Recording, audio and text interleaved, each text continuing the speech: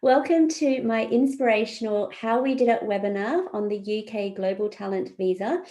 Today, what I'll be talking about is what is the Global Talent Visa, the Stage 1 endorsement application and process. I'll also go through quickly the changes that are taking place on the 1st of December, and we'll invite and interview Jadesola Opawumi, who's recently got endorsed only a few weeks ago, so she's here to share her story. We'll do a Q&A with Jadesola as well, so feel free to ask any questions either in the chat or the Q&A. And I'll also give you an e-gift as well for taking the time to come out today and listen to the webinar, and also come and meet Jadesola. Just quickly about myself, if you don't know me, I see some new names on the webinar. My name is Michelle Hewer. I'm Australian Vietnamese. I'm the CEO of Made with Glove. It's a UK wearable technology designing heated gloves. I'm also a consultant for the Stage 1 Global Talent Visa endorsement process. And the reason is because in 2016, I was a successful recipient of the Exceptional Talent Visa, which is what it was called then. And I received endorsement for exceptional talent. Shortly after I got the endorsement, I was asked to be the Tech Nation Visa Ambassador, because back then not a lot of people knew about the visa. So I helped a lot of people and applicants with their endorsement applications. And then 3 years later, in 2019, so only just last year, I received my indefinite leave to remain and British citizenship. So my immigration journey has ended, thank goodness. I've been in the UK for 7 years, based myself in Manchester, Newcastle and London. So I'm pretty much aware of all those three tech ecosystems, very vibrant in its own right, but they all have the same thing in common, and that is everyone is so welcoming and very collegial environment. So that's why I love working in tech. I used to be a solicitor. I worked in Australia as a solicitor for 8 years before I quit my job and became a tech entrepreneur. It all started from when I received my endorsement. I wrote a blog, and that went viral, and so that spurred me on to help more people. So if you search hashtag #TechNationVisa or have a look at my website, I've got lots of blogs that I write, interviewing successful recipients, and also just writing about the process, and lots of FAQs and my advice and tips as well. I've helped over 200 tech entrepreneurs and senior execs and tech employees. My success rate is 80%. The reason I think it's because I help a lot of applicants. I also help with appeals as well, and that gives me really good insight about what the assessors want and what the assessors don't want. So I get insights into that. And I used to be a solicitor as well, so I can draft in a convincing way to make sure that you convince the assessor that you deserve to be in the UK under this visa. My last 3 clients received a successful result within 3 to 24 hours of submitting. So that's fantastic news, because usually it takes about 8 weeks. So COVID has actually made it a lot quicker, but 3 hours to 24 hours is pretty good. So I'm really excited for my clients to receive those results. Clients include WhatsApp, Sony, Tata Communications, LinkedIn, startups, CTOs, CEOs, UX designers, and graduates. So I've seen quite a bit over the years, and there's not a lot that I haven't seen, but everyone is different, and this is why I love working with different people. Just a quick disclaimer, this is only for Stage 1 endorsements. I'm not affiliated with Tech Nation or the Home Office. So these are the things that I was featured in to show leadership and proof of recognition. So this is some of the things that I wanted to share with you so that you can have a think about what kinds of things you can gather for your application. I was interviewed in startup magazines. I've been contributing to books. I've also been featured in the Sunday Times. I'm a speaker, a moderator, and I also am a true advocate for women in tech and diversity in tech as well. I've been featured in TechCrunch, Business Leader and Media Tech Labs. I was a judge for a hackathon, a virtual hackathon. So that was really exciting. So, these types of things is what Tech Nation assessors are looking for in the leadership or proof of recognition categories there. And these are just some of my successful recipients. There's a lot more, but some of them don't want to be exposed or you know, they don't want to share their story, which is absolutely fine, you know. So these are the ones that do want to share their story, and I've written blogs about all these successful recipients as well. So Katie's one of my biggest advocates. She works for LinkedIn, and her story is in my blog, and she applied twice, and we had to appeal twice, but luckily at the end of the day she did get it. So it's a lot to say for persistence is key. If you don't get it the first time, it's absolutely okay. You can use the feedback and apply again. So quickly, what is a global talent visa? It used to be called the exceptional talent visa. It is a special visa that allows highly skilled tech entrepreneurs and talent in digital tech the ability to apply for the right to live and work in the UK for up to 5 years. It's a two-stage process where you have to be endorsed by Tech Nation first, by meeting the strict criteria before you can apply for the visa.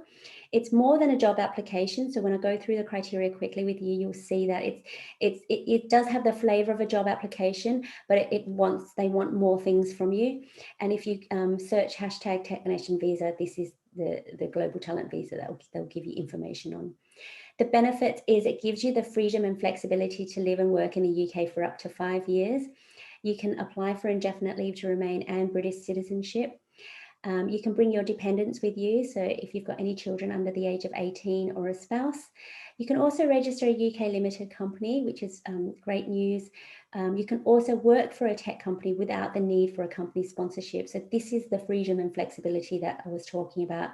I have a startup under this visa. I took a break from my startup and I worked for an accelerator. I also worked for a university, and there were no issues with my visa. I was able to do that and then go back to working on my startup. So that's why it gives you the freedom and flexibility. It's attached to you. And I've had a lot of visas in the UK, and this is the most cost-effective visa. It's not in the thousands, which most visas are. This is in the hundreds. So that's a great benefit. Just quickly, the stats.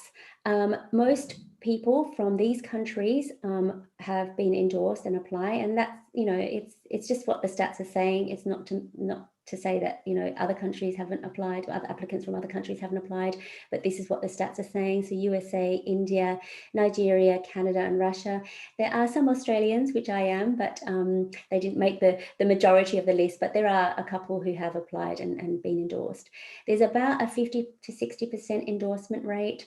1,600 plus successful recipients, and it's not a lot if you think about it. It started in 2014, but when I applied, there was a cap of 200 endorsements per year. So that was an added stress. You know, not only would you apply and you could potentially not be endorsed, but you could potentially not be endorsed because there's a cap.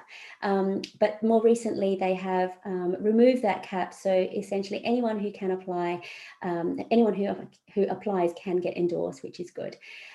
There's about a 70 to 30 male-female split. These figures were last year's figures.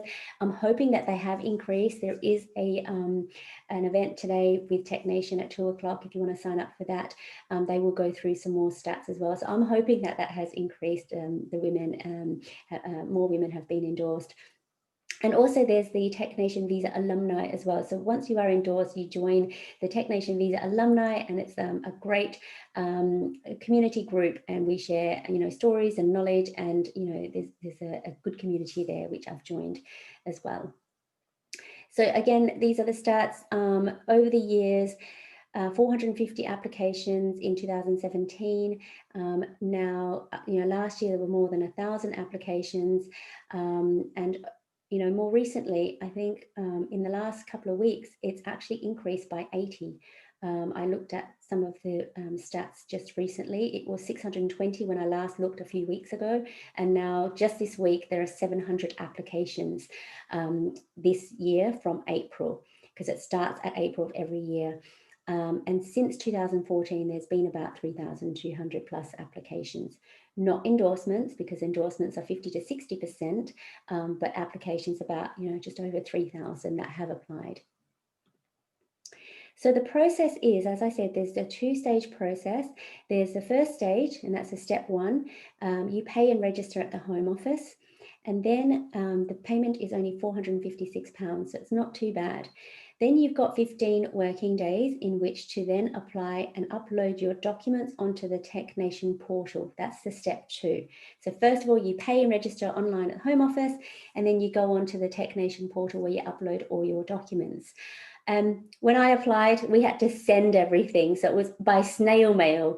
So now you're very lucky, everything's uploading online. So it's a lot easier.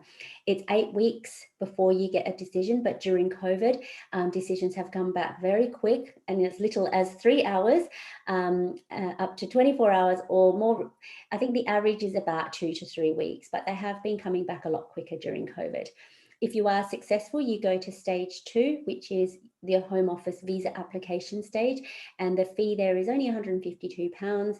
You've got your biometrics, but the bigger fee is the NHS or the Immigration Health Surcharge fee, and that is $624 now. It's only just increased last month, and that's $624 per year of you staying in the UK. So that is a bigger fee there, and that takes about 3 to 8 weeks. If you are unsuccessful, you can appeal the decision. You've got 28 calendar days in which to appeal, and then Tech Nation sends it to a new assessor, and they have 28 calendar days in which to respond to your appeal. And then if you're successful, that's great, you go to stage 2. If you're unsuccessful, have a look at the feedback and see if you can reapply. This is the eligibility requirements. You know, if you've got a technical or business skill, a lot of technical people do apply and a lot of people with business skills don't usually apply, but you can. Although this is a tech visa, they do understand that those with business skills who work in the tech sector can apply. So if you have a look at the list, if you fall within that, that's great. If you don't, this is not an exhaustive list. You can still apply. It's up to you to convince them that, you know, you have the right skills in order to apply for this visa. Who can't apply? Have a look at this one. It's usually tech consultants or management consultants or people working in agencies who have clients.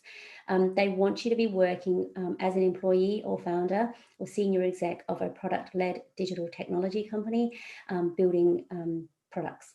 Okay, so this is the one thing that is a not, you can't apply if you, or not eligible if you are one of those people. Okay, let's have a look at the criteria quickly.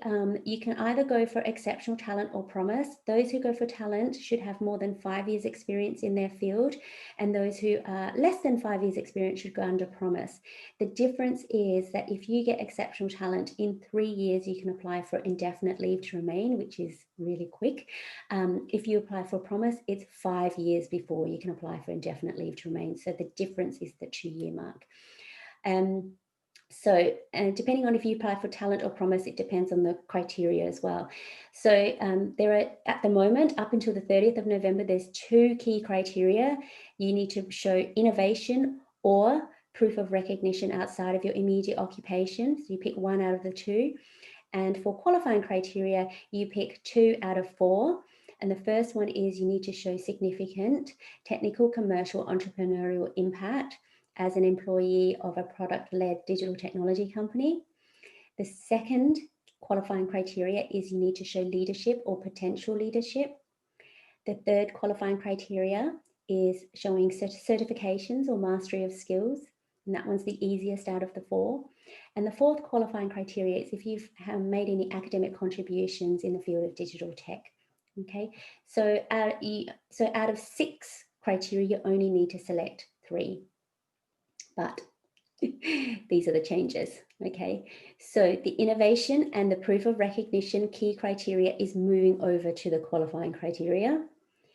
The leadership criteria is moving over to the key or mandatory criteria. And there will no longer be a continuous learning criteria, okay? So this is what it will look like. There is only going to be 1 key or mandatory criteria. You have to show leadership or potential leadership in the field of digital tech. And they've changed it from qualifying criteria to options, which is the same thing. You've got 2 out of 4 options.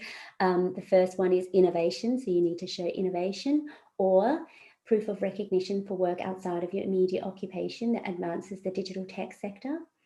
Or you can show significant impact or academic contributions. So now there's 5 criteria and you choose 3 out of the 5. So there's less choice, but yeah, that is the criteria now. Okay. A lot of people ask me, what do I do? Do I submit now or wait? If you're going for the continuous learning criteria, definitely submit now. Okay, don't wait, because then you don't have that option to select that criteria anymore. And that is the easiest criteria out of all of them. So all in, you have to provide 15 documents. You need to show your CV, a personal statement, which I like to call a professional statement. You need to show 3 letters of recommendation by experts in your field. You have to do all 3 of those first. And then you need to show 10 documents, picking the key and the qualifying criteria. So that's what makes up the 15 documents.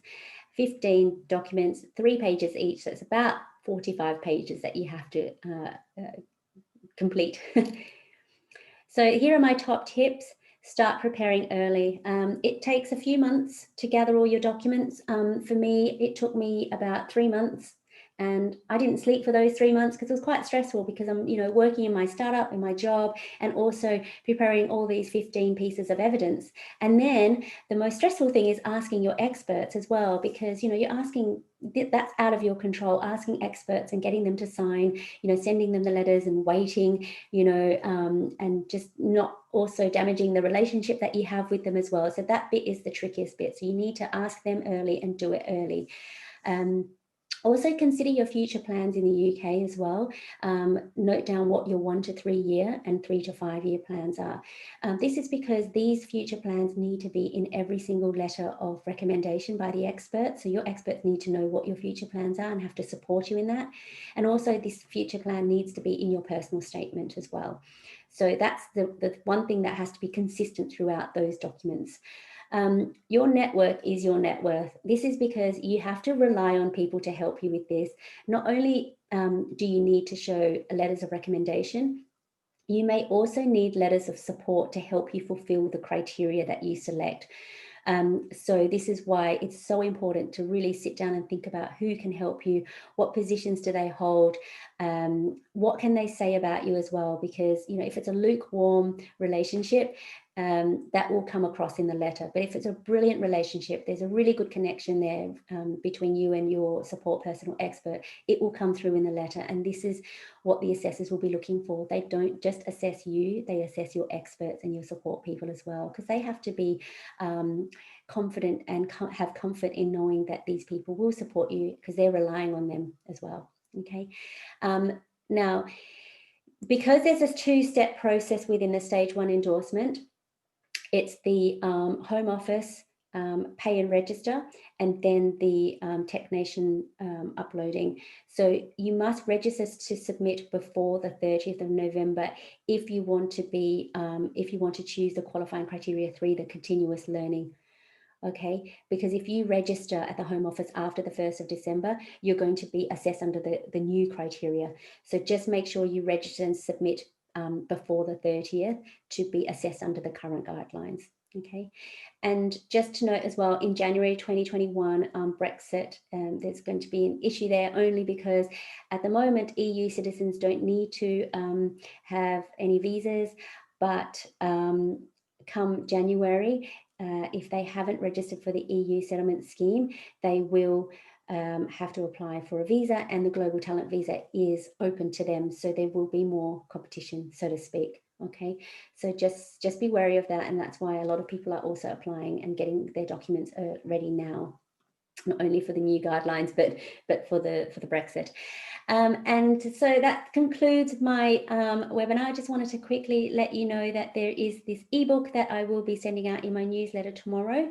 And I do have office hours on Monday. So every 2 weeks when I organize these webinars, I do offer a 15-minute complimentary consultation if you've got any questions that I haven't answered in the webinar. So please feel free to let me know in the chats if you'd like to sign up for the 15-minute complimentary chat, and I can catch up with you and send you an invite for that. Okay, so just let me know. It's absolutely fine. And then on the 3rd of December, I do run educational webinars as well. So what I've given you now is a very quick snapshot, but I go through it in more detail for the educational webinars. So sign up for that as well. I'll send that in my newsletter. Okay, so hopefully I have Jadesola here. I'm not sure. I think she's popped off. She was here, but I'm not sure if she's actually here at the moment. She has popped off. She may have had an issue, but that's okay. I'll just wait for her to hop back on. But I can see there's a few of you here now, but I can take any questions while we're waiting for Jadesola to pop back on. And if you've got any questions, I'll be happy to answer them now before we start interviewing her. She's here now. Jadesola, I'd like to welcome you, and she is connecting to audio. Here we go. I hope you can see us. Hi, Jadesola. I can see, yes, you're on mute, and you'll have to unmute now and share your video so we can see you. Right, I'm just going to look in the chats and Q&A if anyone's got any questions while Jadesola is trying to hop on. Hi. Hello, how are you? I thought you disappeared. I'm fine, thank you. That's good. I just finished my webinar, yes, and I've just gone into a bit of technical issue. Okay, I'm having a bit of trouble hearing you. I hope everyone can hear you. Now, if everyone can't hear Jadesola, just shout in the chat. That will be great, but it's actually all right. Can you hear me? I can hear you. Excellent. Great. I can hear you now too. Okay, so shall we get started? All right. If you wanted to share your background, yes, that would be great. Okay, so my name is Jadesola Opawumi. I am a fintech entrepreneur based in Nigeria. I graduated with a Bachelor of Engineering degree in Electrical and Electronics Engineering from Covenant University here in Nigeria. And I started out my career as a junior sales executive at a microfinance bank, and later on became the head of consumer banking at the bank.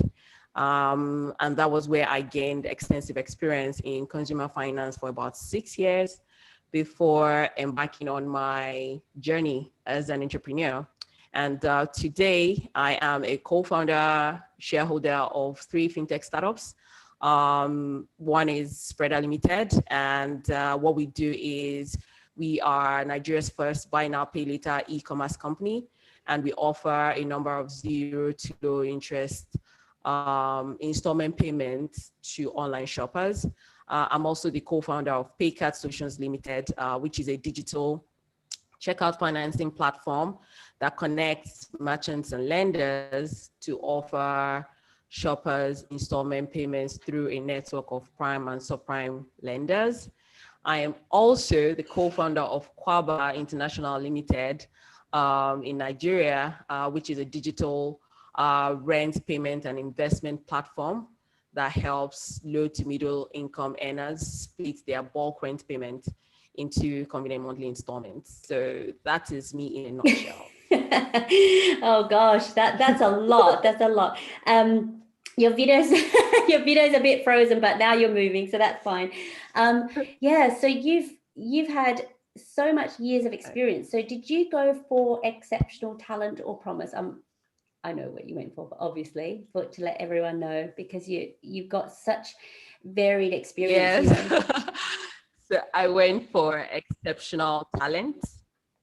I wasn't very sure, but then after talking to you, we concluded that I could go for exceptional talent.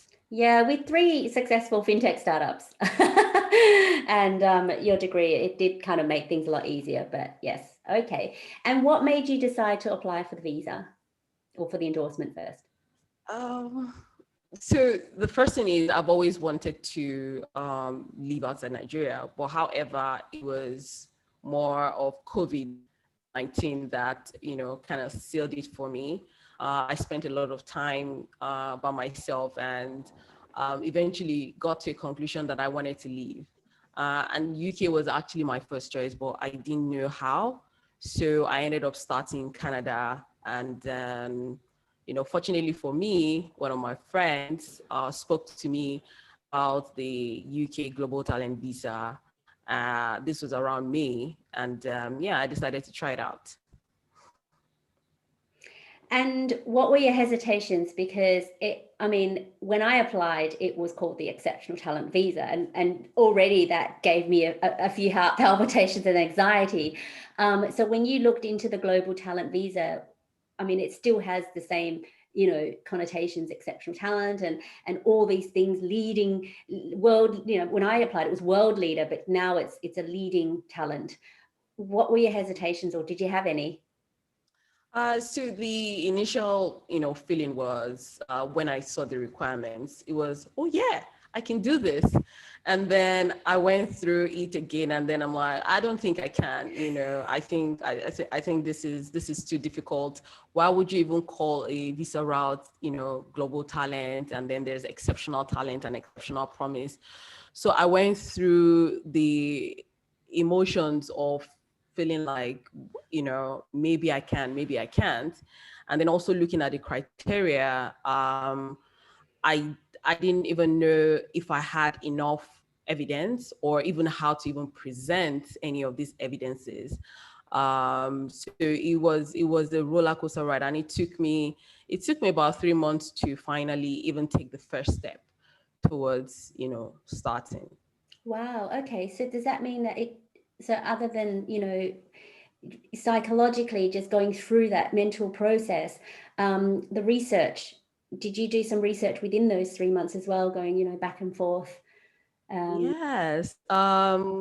Google was my friend. Unfortunately, I didn't find as many materials as I would like online. So I resorted to speaking with some immigration law firms. And I spoke with two of them before I reached out to you.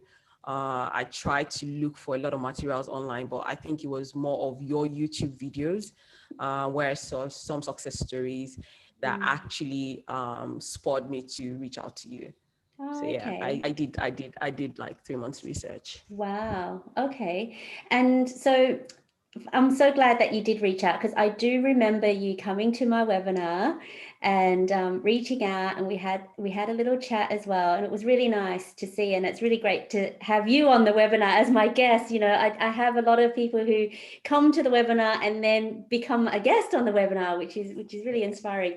So what criteria did we end up going for? Because I know there was a bit of unsureness there as well when we started working together. I remember that when I reached out to you, I had told you that I wanted to go for key criteria 1, which is innovation, and qualifying criteria 1, which is impact.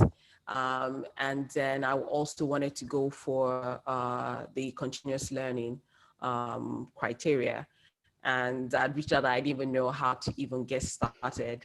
But after the discovery call, the initial call we had, we decided that we were going to go for key criteria 1, which was the one I originally selected, innovation, qualifying criteria 2, which was leadership. I didn't even think that I had enough proof for that.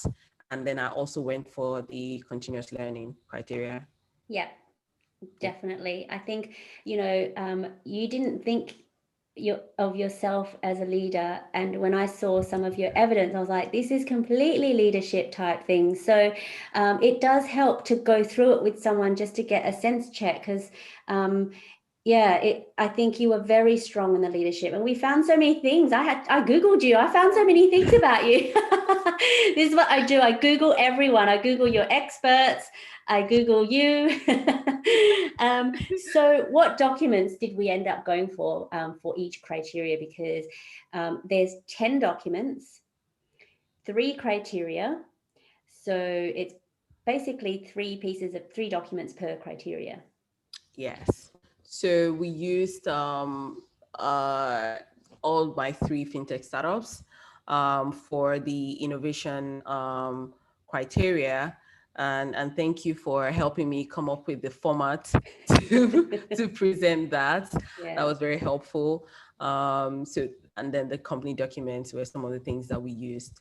The other criteria, which is leadership, we used a lot of my newspaper articles and publications, as well as the work that I do in women empowerment for women in business. And also, I had gone through a leadership program, which was for like a 1 year program. And that was also included as part of the documents for leadership. For the continuous criteria one, I had a couple of certificates from trainings that I had gone through over the past 5 years, as well as a fintech accelerator program that I was a part of. That was also included as part of the documents that I submitted. Yeah, that was really interesting because we struggled with the last certificate because you couldn't find that certificate. And then, trying to find proof of it's got to be over 20 hours. You've got to have results. You've got to find that certificate after how many years of you doing it. At the last minute, we went, hang on a minute, what about an accelerator that you joined? And that was a really good piece of evidence because you had so many achievements with that accelerator. You just didn't attend the accelerator. Did you want to go through what you did at the accelerator? Because I think those things were really important. So one of my startups was actually selected, which is Kwaba, for an accelerator program early this year. And we were one of the 5 startups that got into the program. And we were given $20,000 in seed funding. And then right after the accelerator, from the demo day pitch, we were also able to raise additional $200,000. So we were able to highlight the impact of the accelerator in the continuous learning criteria. Yeah, absolutely. And I pushed you and asked you so many questions like, yes, you got into the accelerator. And I said, yeah, but who else got in? Was it really hard? You've got to show that you went through a competitive process to get into this accelerator, and how many people applied and how many people got in. Yeah. Correct. And also, I remember with your leadership, your Grooming for Greatness leadership program, it was a 12-month program, which you had to go through a competitive process again to get in. It wasn't you just paid for it and you got in. You were 1 in 12 in the whole of the country. Yes, absolutely. Yeah. And it was also good because we were able to use the Grooming for Greatness for 2 criteria. We were able to use it for both leadership and also continuous learning. So that was good.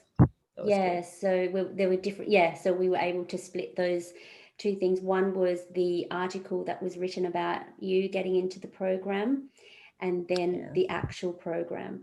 Now, there was another piece of evidence, the continuous learning, that we had to kind of look at the last minute as well.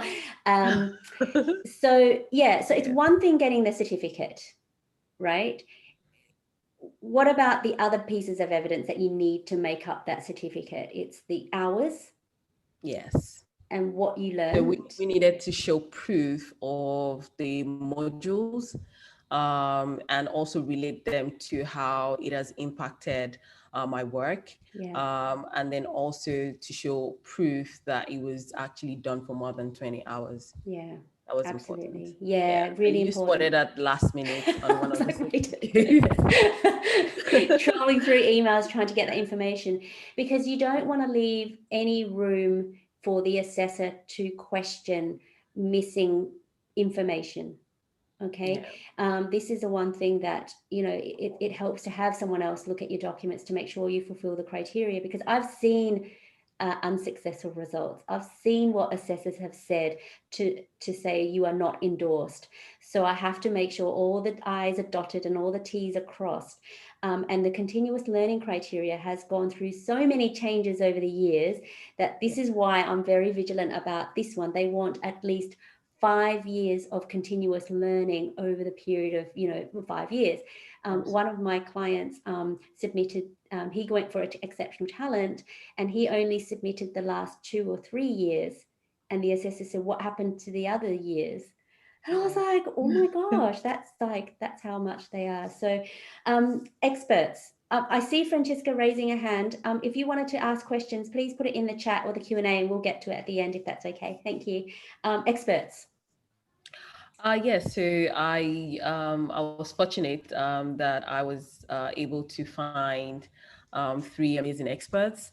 I think we changed one last minute, but I was able to use my former boss and co-founder of 2 of my 3 startups. We've worked together for about 10 years, so that was really good. He's an expert in the finance sector here in Nigeria. So that was very good. I was also able to get a colleague of mine in the industry who we've also worked together, because it's important that whoever you are using as your expert is familiar with your work. He runs a fintech startup as well in Nigeria, and he was kind enough to write me a letter of recommendation. For the last person, I'd initially gone with a private equity investor who is well known to me but doesn't really know my work. And the letter that we had written was sounding a bit like the same thing all through. And Michelle advised that we change that. She advised that I changed that particular private equity investor to someone who can talk about some of the things that I've done with women in business and women in tech. And I was able to find a friend of mine who we had attended a program together, Glory, to actually write me a letter of recommendation. Yeah, I think that was key as well, because it's 3 experts who are from 3 different organizations who can talk about 3 different perspectives of you. So Yes. those 3 people that you had chosen, yes, they were very strong experts, but it just kind of felt like it was the same story. So I think the third person, Glory, talked about, your contributions to the tech sector as a woman in business and in tech, and all the stuff that you do around that to advance the digital tech sector. So it was a different kind of story, and I think that made it a really nice application. And they weren't reading the same things over and over again. Yes. So that was really good. So I'm just going to talk about the process, because we work together for, usually it's 8 weeks, but we work together for 7 weeks because, you submitted before the 8 weeks, which is perfect. And you were adamant, obviously you were busy and you had lockdown, you had all sorts of things going on, and you wanted to submit early, which is great. There were some challenges I know that we experienced very early on, and then during the process as well. Can you talk about your challenges and how we got around those? Yeah, so the first challenge was, I think it was the fact that I couldn't articulate my plan, and it was important for not just for my personal statement. It was also important for my experts to include my plan in the UK in their letters of recommendation, and I just couldn't articulate that. And for that reason, the drafts I was writing were incomplete, because I just couldn't move past the fact that I couldn't articulate my plan. And it was up until the moment, I think it was like the 3rd week, when we had a call, and we were able to drill down to what my plan is in the UK, that I was able to move forward. Yeah. Because we started with the letters of recommendation rather, And the following criteria that we were now picking was the innovation, and that was the most difficult one for me. I just didn't know how to present innovation. Like, how do you present innovation to someone? And with someone who has business skills that is not technical, it was a bit tricky for me. And thankfully, Michelle was able to come up with a template. And then, we had to come up with diagrams and, to describe the innovation. And Michelle was very thorough, in terms of making me highlight, the parts that were innovative, what makes it innovative. And this is some of the things that we had to go through. I think that was the longest. We spent the most time on that particular key criteria because we wanted to make sure that it was actually, very good. Yeah. And it was hard. The first few bits, I mean, getting over the future plans, which we worked out together, and, it's solidifying the plan and getting it right in your mind first, because a lot of people say, I'll work it out when I get to the UK. And that's not good enough. You can't say that. You can't say that to the assessor, even though, that's what you want to do. To the assessor, you need to have some kind of plan that is actually achievable and also realistic as well, So this is something that I go through with all my clients, and especially with you, Jadesola. I'm glad we did that, because I knew that was your block. You couldn't figure out what you wanted to do, but we figured it out. And then once we did that, it was fine. And then the innovation was the hard bit. But I'm glad we went through that, because you learned so much about your company, and even you're in your companies every day. So you don't have the opportunity to step back and look at it from a high level perspective and point to where the innovation is, because you're just so busy working. And it's hard. And I know I've been there. I know you're in there, but you don't step back and have a look. And I'm glad we got through everything. I remember one question you asked me when you were like, so what was your role? And I was like, I did a lot. I did almost everything. I did everything. You have to highlight something. Yeah.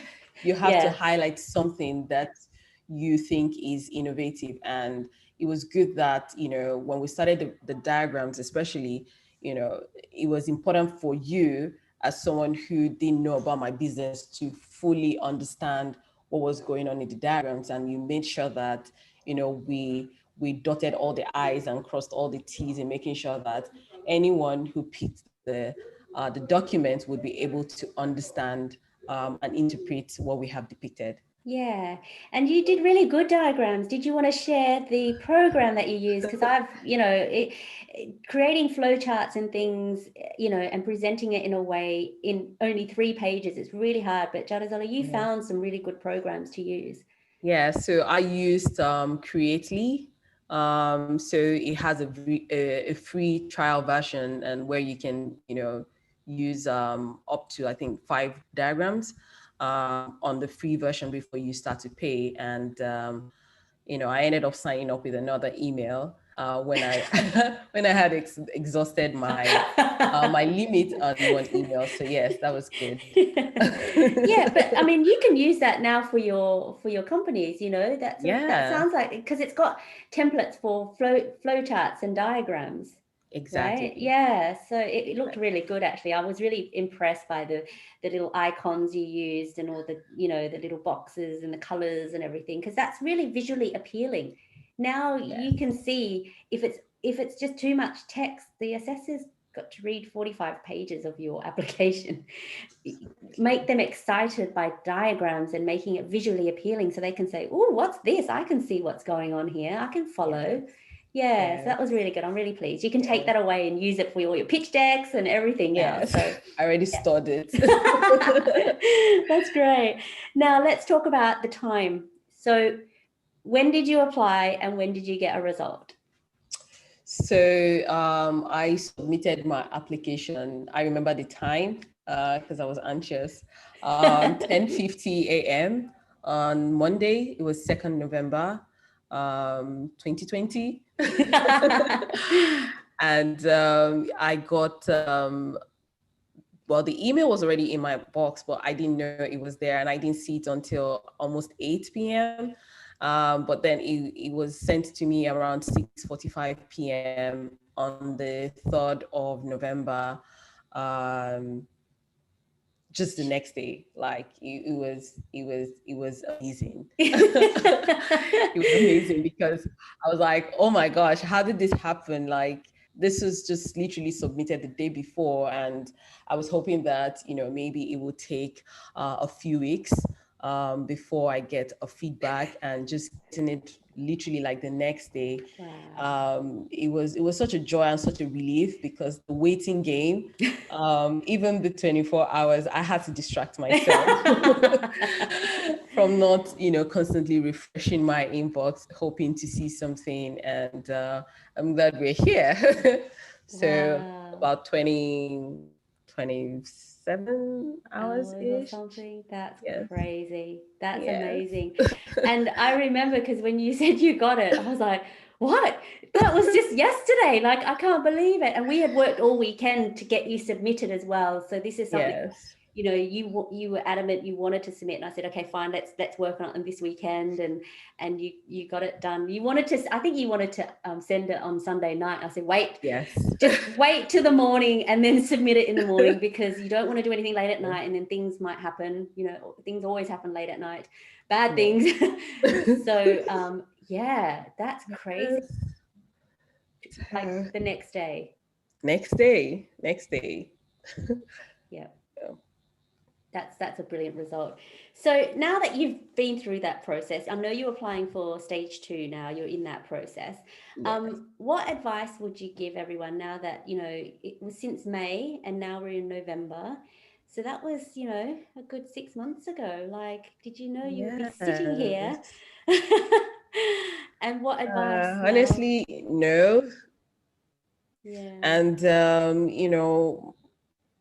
my advice to anyone who's considering this is, you will go through a range of emotions, and it's only normal for you to feel like the visa itself, the process even it's intimidating, and you might feel like maybe you're not good enough.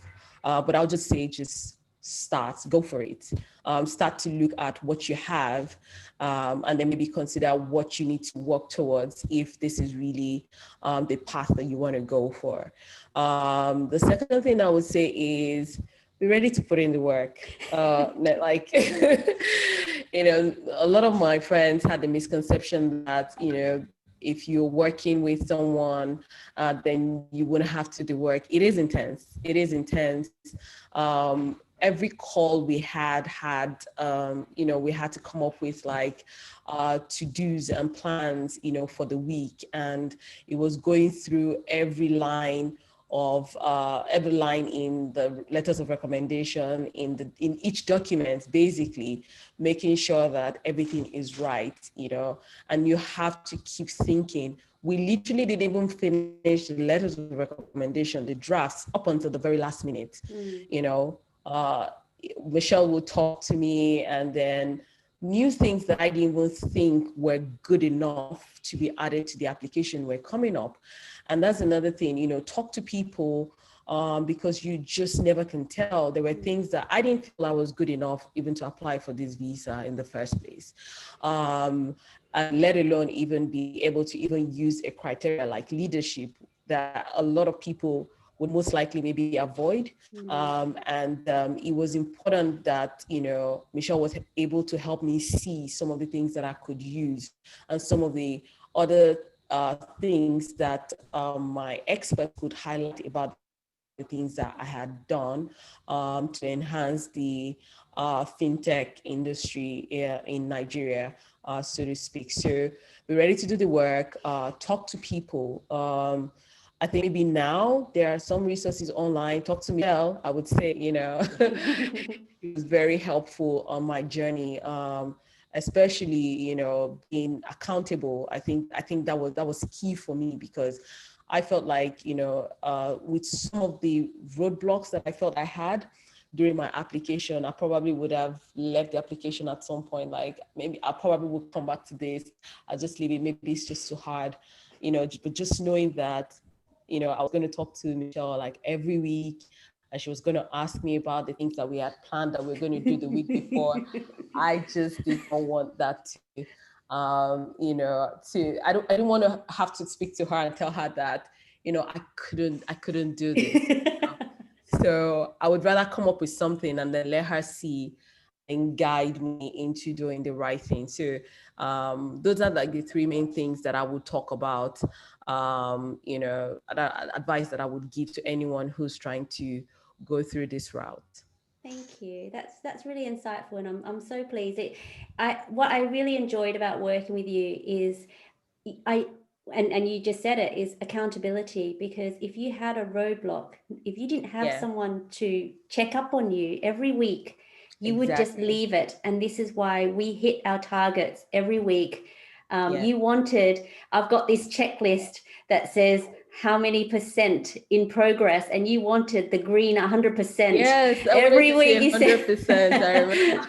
You said, Michelle, can I hit 100% this week? And that's what keeps us going. You need the motivation and the momentum, because this is a stressful process and you really want it, but you need to put in the work to hit your goals. And you did it. So, it all comes down to you. I'm glad. Yeah, definitely. Okay, so that concludes our webinar, and I'd like to put to the floor now to see if anyone has any questions. There's no questions. I usually do see lots of questions coming through, but I know we're so busy talking, didn't tell people to ask questions.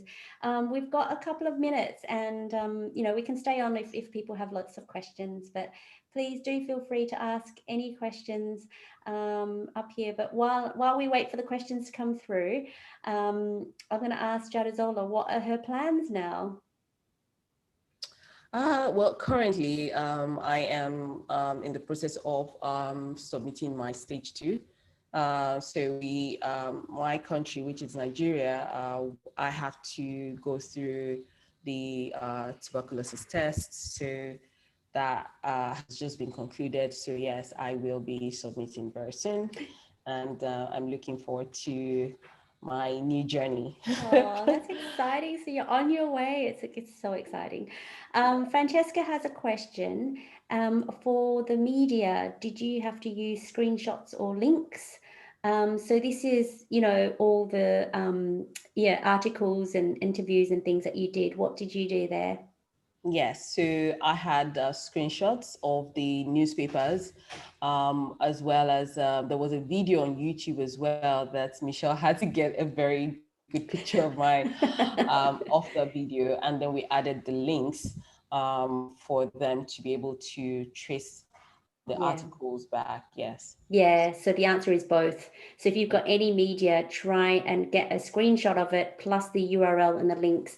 They don't usually click on links unless it's a video, but it's there as a reference or source. Okay. Diagrams that you worked on, is it necessary to show the learning? So we use the diagrams for the innovation, which was key criteria 1. For the learning, it was mainly certificates and a text to describe what the program was about, the modules, proof of the fact that it was more than 20 hours. But for the innovation, we use the diagrams to describe processes, innovation within the product that we have built, and so on. So, yeah. Hope that helps. Jadesola, how did you go about running 3 startups consecutively? she's a superwoman. And how did you go about depicting the impact of each business in a concise way? Now, just remember, Jadesola picked innovation, not the impact. But with all my clients, when we pick innovation, we have to talk a little bit about the impact of our innovation. So she did put impact in her innovation, but now you would explain what you did with the impact. Yes, so running 3 startups is actually not the easiest feat, I have to say. But it's I have a background in consumer lending, which is like the the base of what all my startups are about, in some kind of form or other. So it's installment payments for online shopping in two different areas of two startups. And then also it's also in consumer lending for people who want to finance their rent payment. So having that solid background helped a lot. And then also having co-founders who are also there with me on the journey and my team. I think that's what has helped. Please remind me of the second question. So how did you go about depicting the impact of each business in a concise way? Because we only had, was it half a page or 1 page? Yes, it was half a page with a lot of diagrams. That was what we yeah. That was what we did. So one of the things that with the template that I used was not just to talk about the innovation for the business, it was also to highlight, the innovation that I personally brought into the business. So there was the impact of the business as something innovative for the industry and for the business as well. And then also some of the key things that I brought into the business, the impact of those things were some of the things I talked about in the impact section of the innovation document that I submitted. I don't know if I was able to answer that correctly. Okay, so in my innovation template, which is in my membership area, there's lots of headings, and the one thing that I ask everyone to do, and Jadesola did, was what was her role in this? Because when you talk about your role in the project or whatever innovation you're talking about, then you can talk about your impact, right? So Jadesola had, a very commercial role, so which means her impact was commercial as well. Yeah. So then, revenue, you showed screenshots of users, downloads, analytics. Those types of things are impact. Metrics, you have to show metrics for impact. You can also, and Jadesola didn't do this because we didn't need to, but for my other clients, is impact you can provide, if you choose qualifying criteria 1, is letters of support to confirm your impact. So that's an example of impact as well. So Francesca's just asking, Michelle, do you think the Tech Nation Digital Business Academy could count? Yes, so long as it's a certificate, or if there's no certificate, you can explain what it was that you did, how many hours, what did you learn. So yeah, definitely you can use that Digital Business Academy if you'd like to. Yeah, that's fine. Do you need a job before applying for the visa? No, this is this is the beauty about it, because a lot of entrepreneurs apply for this visa, people who have existing jobs, people who don't have jobs, but obviously you need a plan. If you don't have a job, you need to have a plan as to what you're going to do if you do get the endorsement and visa. And what I generally tend to do is ask my clients to do some research and to start conversations with recruiters or with companies. I had someone that was going to join a company provided they get the visa, so they got that founder to write a letter to say this is what this person is going to do in the UK when they get here. So you set things up so that the assessor can see you have a plan, right? So not get to the UK and I'll figure it out. One of my other clients applied for a co-working space, and they use that as an example. So they've spoken to this co-working space, they've been accepted, so this is where they're going to be based. So things like that. Can a master's degree in computing that is 7 years old count for learning? Yeah, it might be a bit old because they only want you to go as far back as 5 years. So you can definitely put that in your CV, but as a certificate, it is 7 years. So I think that's a bit too old. So probably not, unfortunately. I think that's it. If we've got any more questions? I think we had a really good chat, so no one has any questions. So I'm just going to leave it for one more minute before we will go. But there is the Tech Nation Visa report launch that's happening at 2 o'clock today. You can sign up on their website. So they'll go through more stats and a bit about visa as well. But I'll be going and I'll just put it on my newsletter. If you miss it, I'll catch all the stats for you. But if you've got no more questions, I'd like to thank Jadesola for coming on, and I'm so happy for you. I will miss our weekly chats, but I do know that every client that I work with, we become friends in the end. And when COVID finishes and when you get to London, we will definitely meet up. And I introduced Jadesola to one of my other clients as well. So I have a little network of alumni. So it's really good to meet people and start those connections, because you never know where it's going to lead you. No. Yeah. Thank you so much. I really enjoyed working with you, and I wish you many more successes. Thank you. Well, your success is my success, so that's I want all my clients to be successful, and that's what drives me is getting them over the line, because I know what it's like. I know I got my visa 4 years ago, but every time someone emails and says, I got it, all those feelings come back. And I remember it like it was yesterday when I get, emails from you and from all my other clients who say, Michelle, I got it. I'm like, yay. I'm just as excited. Yeah. Thank you. Yeah. Thank So, you Francesca, I will catch up with people who want to chat. So I'll email you all. But thank you so much, everyone, for coming, and for Jadesola. But I'm going to say goodbye now, and everyone have a really good day. And I will email everyone with the newsletters as well. Okay. All right. Bye, guys. Bye.